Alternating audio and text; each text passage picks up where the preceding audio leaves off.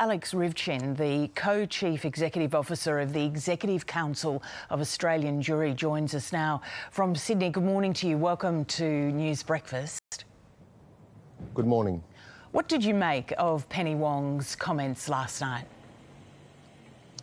Look, I think they're immensely disappointing. I think they're no doubt well-intentioned, and the Foreign Minister wants to see peace and an end to conflict, as we all do. But when Israel is in the fight of its life, both against Hamas and against the Iranian regime and its proxies in its region, when 134 Israelis remain hostage, captive by a band of rapists and torturers, when tens of thousands of Israelis have had to evacuate their homes because of rocket fire from both the south and the north, to lecture an ally seems callous and inappropriate. You see her comments as being a lecture?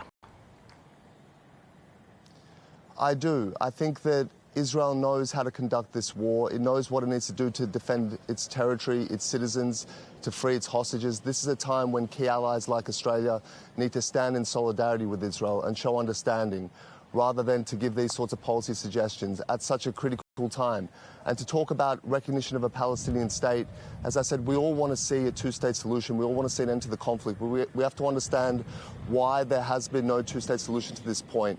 Israel has withdrawn unilaterally from territory. It's dismantled settlements. It's found peace with every partner that's been there and willing to accept and recognize it. The Palestinians, for their part, have reacted to every offer of peace with violence. That's why we have an absence of peace and a two-state solution. There have been many people who would disagree with a lot of that statement, Alex, but I just want to concentrate on Penny Wong's comments for the moment. You did indicate, though, that Israel knew how to conduct this war. We've seen in the last couple of weeks the tragic deaths of the aid workers, including an Australian. Would you accept that the mood amongst Israel's Western allies is definitely shifting here? We also heard similar comments from the UK's Foreign Minister, David Cameron.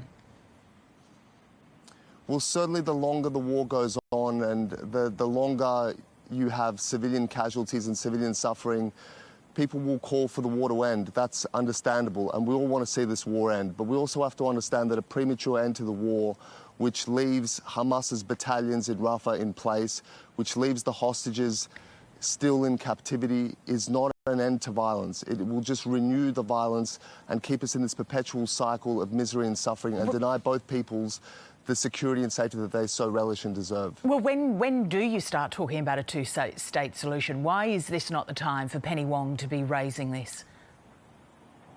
Well, the only time we can begin to talk about a two-state solution is firstly with the demise of Hamas, not when Israelis remain in captivity, not when they're still fighting for their lives. So we need to see the end of Hamas, and we need to see Australian support for that mission, to dismantle and to destroy Hamas and hold its leadership to account. And then once you have Hamas removed as a factor in Gaza, we want to see reconstruction, peaceful reconstruction, a new civilian government take its place rather than a terror force, and then you can begin a meaningful conversation about a lasting two-state solution. Israelis have craved peace. Israelis want nothing more than to produce and create and to heal and to contribute to the world. They don't want war. They don't want to be sending their youngest and their finest and their brightest to fight terrorists in tunnels.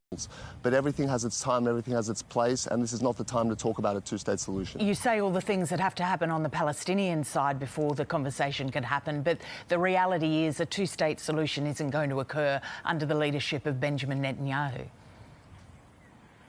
Well, I think that if the Netanyahu government sees that there's a party on the other side genuinely willing to recognise Israel as a Jewish state, something that no Palestinian leader has even been able to utter, then I think you will see progress towards a two-state solution.